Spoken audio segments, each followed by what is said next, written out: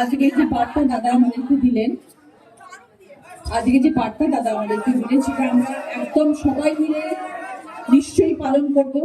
কারণ আমরা সবাই, আবারও বলছি, দাদা যেটা বলেছেন, আমরা দলের জন্য আছি, আমরা দলকে জেতাবই এবং 2026-এ আবার তৃণমূল আসবে, এই লক্ষ্যের দিকে তাকিয়ে আমরা কিন্তু এগিয়ে যাব, আমরা কাজ করব। এবং আমি এটাই চাইবো,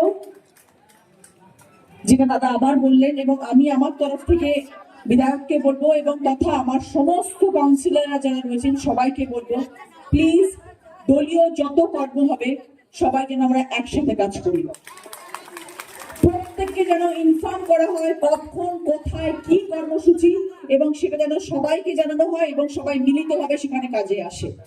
যদি কেউ না আসতে পারলো সেটা আলাদা কথা, কিন্তু এই কমপ্লেনটা যেন আমাদের কাছে না আসে যে আমাদেরকে জানানো হয়নি, এটা যেন না হয়।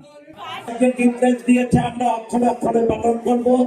মমতা ব্যানার্জি, অভিষেক ব্যানার্জির স্বপ্ন রচনা আমি সমস্ত কর্মীদের নিয়ে আমরা একসাথে চলবো।